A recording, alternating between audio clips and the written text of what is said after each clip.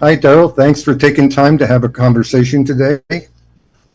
For those who are watching, I want to let you know that Daryl has run 10 hospitals across the country, mostly for one of the largest hospital systems in the country. Upon realizing that no one was holding him accountable as the hospital administrator to work for the customer, he decided to leave the treatment side of healthcare to help business leaders balance the scales by using their purchasing power to get healthcare to work for them instead of against them.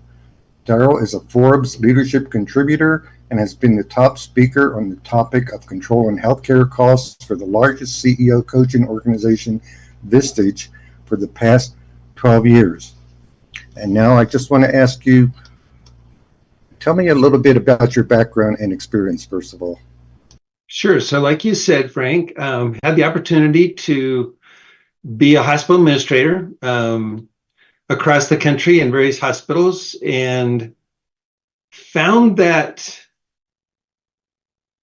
this immense industry, this huge industry, biggest industry in America, was not working for the customer. And when I say customer, I mean who buys healthcare?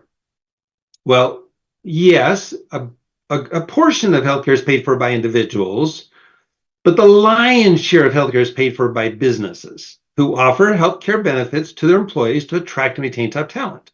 And then, of course, Uncle Sam spends a lot of money on healthcare as well. But here I am, the hospital administrator. My entire job is based on filling up my beds. All my recognition, all my rewards, everything about my success is based on filling up the hospital. And as I'm looking at, okay, Edwards Deming teaches that if you want to be successful, you identify your customer, you figure out what's going to delight your customer, you then measure the processes that most impact delighting the customer, and then you get the people closer to the process to improve the process when you find variance. It's like, well, if my customer is business leaders, I am no more delighting my customer than it's like I'm not even working towards delighting my customers. I have no interest in delighting my customers. My job is based on taking advantage of my customers and trying to fill up my hospital beds. What business leader wants me working to fill up my beds? It's like there is a complete misalignment between the biggest industry in America and their customer. So I said, I can't commit the rest of my career to an industry that is so not customer centric, and left the hospital administration industry to try to really balance the scales for business, and have done a lot of things in that area. I felt like since a lot of the hospitals I ran were psychiatric hospitals, there was this huge void in offering people support emotionally and supporting people in reaching their dreams and goals in life. And if you think about it, it's kind of nuts that in order to get a therapist or a counselor or someone that's going to work with you to help you be successful, provide motivational interviewing, support, you have to be diagnosed as mentally ill. That's crazy. Why shouldn't everybody get, as a part of their healthcare benefit, support in reaching their dreams in life? So started one of the very first coaching companies in the country. So we do personal success coaching, offering people, everybody, not just those with emotional problems, but everybody, a cheerleader in their corner, someone they can talk about their dreams with, and actually there to support them in reaching their dreams, no matter what those dreams are. So that's kind of been my journey. Well, thank you. It's great to hear about preventative health care, which I've always supported. My next question to you is, what exactly is the NUCA model? So, as you mentioned, I've been speaking to CEOs for over 12 years, and came across the greatest discovery of my career 3 years ago. Didn't know there was a best-in-class healthcare system in the world. Figured it's just kind of the American for-profit system or socialized medicine.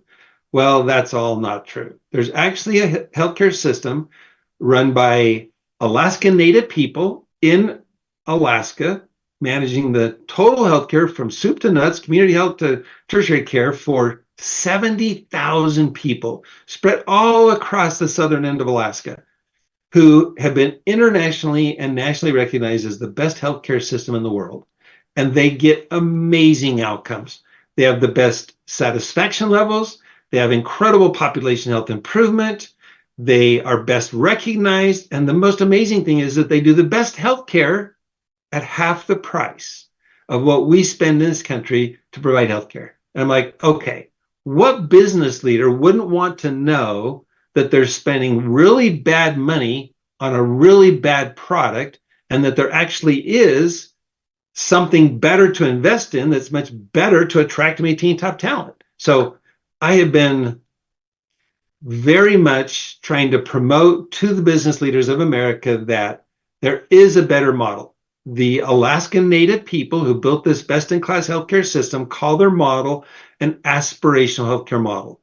And what we do is we help companies implement an aspirational healthcare benefit for their employees. And people go, well, I can't change. I can't disrupt my current employees with any kind of a change. And what people need to know is this isn't about change. This is about adding value. So you can offer your employees the exact same thing they currently have, but offer them much better, much more, and they get to choose whether they want to take advantage of a better healthcare system at a better price with more support and that's more personal and relationship based, or whether they want to stay in the current. It's like their choice. You don't have to choose for them. Thank you. And my third and last question is, tell me a little bit about the practical application of this process for those who are listening. What is the process for them getting involved with you or getting more information? And tell me, this is a multiple question, but tell me a little bit more about the outcomes and benefits with your clients. Thank you. So, everybody who's in a leadership role in a company who's kind of saying, yes, we're going to offer benefits, to them, it's just a purchase. I know I need to have healthcare. I can't attract and maintain top talent unless we have one. So they hand over this purchase to HR and say, go purchase healthcare. Well, I love to get in front of a group of employers and ask them why they do it. Why do you buy healthcare? Well, first thing they say is, well, because I have to. It's like, it's just a necessary evil that I have to do. I hate it. I hate the cost. I hate that it goes up so much, but it's just something I have to do. And of course I say, well, I get you for a few hours, so let's think a little deeper than that. And of course, when they do, they will always tell me they purchase healthcare for their employees to, number one, attract and retain top talent. Number two, they want a healthy, productive workforce.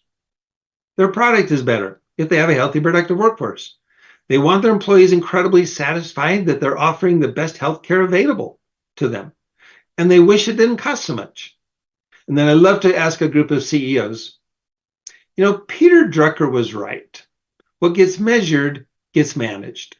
So tell me, for the second largest cost of doing business, buying healthcare benefits, which is often 15 to 20% of your total spend, do you ever measure to see whether you're getting what you just said you wanted as the customer? Never get a yes. It is that simple. It's like, no, I just treat this as a purchase. I just hand it over to HR and I say, make sure we got it. And it's like, therein lies the biggest challenge. So we help employers actually build a continuous quality improvement plan to say, what do I want? I'm going to measure to see if I'm getting it. I'm going to hold the system accountable to bring it to me. And I'm going to reward this system based on my getting it. And so now you've got HR that's aligned. You've got and the biggest problem is they go, well, I guess we better go get a broker, a health insurance broker. And I asked them, so how does your health insurance broker get paid? Well, I guess they get a commission. I'm like, okay, exactly. So think about it. Their motivation is to not let you get what you want. It's like the more money they make is based on you not getting what you want. The more the costs go up, the more money they make. Nobody's holding them accountable to actually bring them something that attracts and maintains top talent. Nobody's measuring that. Nobody's rewarding them based on that. And in fact, they're getting bonuses at the end of the year, these overrides from the insurance companies to keep you in the broken system and to not allow you to have anything different. And so we help companies implement a plan that aligns healthcare to work for the company to create immense satisfaction amongst the employees. It's that simple. Now, the pieces of that plan are alignment, choice, and relationship. One, align your HR to help you reach your goals. Align the broker to help you reach your goals. Alignment is critical. It does not exist right now in healthcare. Number two is choice. Give your employees a choice to stay with what they're currently with, so they don't feel like you're forcing some change on them, because you want to create incredible satisfaction, but give them choices that are outside the box, that are incredibly valuable. And I will tell you that right now, going across this country are a whole new form of offerings of healthcare that are like the NUCA system in Alaska, where employees actually have a relationship. Sorry about that. Actually have a relationship with healthcare. They're partnering with the people to help them reach their dreams, goals, and aspirations. And the rewards of the healthcare system are to keep people healthy, not make money based on people falling off a cliff. We could go into more detail if you're interested, but employers can easily now implement, in addition to what they already have as a choice, a much better healthcare model that's aspirational in nature, where healthcare aligns with them to reach their goals. And I'll just tell you a little bit about it. If you want to save a ton of money in healthcare, you do three things. One, you change the front door. My goodness, unless we understand that the way the front door currently works and it just feeds the dragon, we'll just keep offering the current front door, but you offer people a new front door. What do I mean by that? Primary care is the front door to healthcare, but it gets paid on a fee-for-service basis. And because most primary care providers are owned by the hospital systems, and they hate being a pawn of the administrator, which means they have to get so many visits every day, and the more they get through, the more money, the system makes, and so they're having to be held accountable to these relative value units. It's like, it's nuts, it's crazy. So many physicians now are starting to break away from these hospital systems and saying, no, pay me on a subscription model. Just give me so much money every month for every member that's a part of my practice, and I will work to keep these people healthy. I will work, I'm not going to bill insurance. I'm just going to take the money and work towards creating health. And now I'm aligned to be available to my members, my patients, where they can call me 24/7. I can do a lot of things over the phone. I'm not held to make sure they have to come in to see me. There's just so much better healthcare when the plan you offer your employees includes a subscription model or direct primary care or advanced primary care model of the front door. That's a much better relationship for the member. In fact, I've never found anybody that's involved in this that doesn't go, oh, it's so much better. It's just that right now, what employers are buying for their employees is this system that just feeds you through the process. Like, the faster, the more you go, the more money the system makes. So number one, you got to do that. The second thing you got to do is there is incredible price elasticity in healthcare. I was at a town in Texas a few months ago where I did some research to find that an ACL repair on my knee, which is a very common surgery, I could go to a 3-star hospital and spend $72,000 on that ACL repair. Or I could go to another hospital that had 5 stars, much better outcomes, and only spend 10% of that, $7,000. So you'd say, well, how in the world can a healthcare system have so much price elasticity where the better product is a tenth of the cost? It's because there is no navigation. There is no direction. People just simply go, if I'm owned by the hospital system and I'm a primary care provider, I'm going to send you to the specialist that's also owned by the system. Both of us are incentivized to fill up hospital beds and to send people to the $72,000 ACL repair. So it's all about not only giving them a different front door, but navigating people to best providers with the best outcomes at the best price, which is always going to be better for the members. That's the second way to save money. The third way to save money is, for goodness sakes, almost 90% of everything we spend in healthcare can be traced back to people's behavior. And the way you help people change behavior and change lifestyle isn't to tell them what to do. It's to engage them in a relationship with a coach who's going to be their partner on their journey, supporting them in reaching their dreams, goals, and aspirations, which has been proven by the best healthcare system in the world. You simply give them someone who can help them be successful in their life, at every aspect of their life. So change behavior, navigate people to the right best providers at the best price, and 3, change the front door.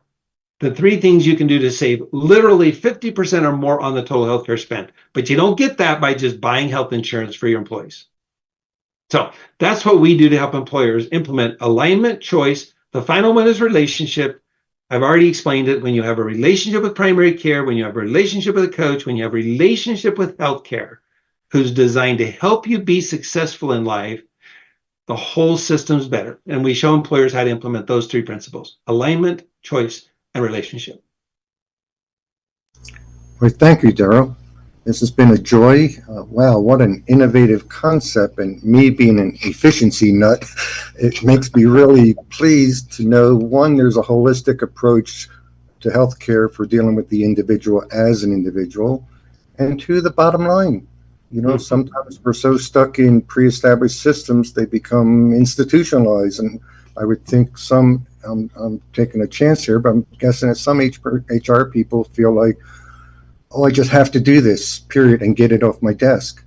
Yep. Everybody thinks that the way you buy healthcare is you sign a broker letter of record. They don't even realize you can sign a fee-based contract with your consultant where the consultant gets paid by you and their incentives are based on you reaching your goals. It's like, you can do that? It's like, it's your money. And yes, you can. And you should be insisting on it.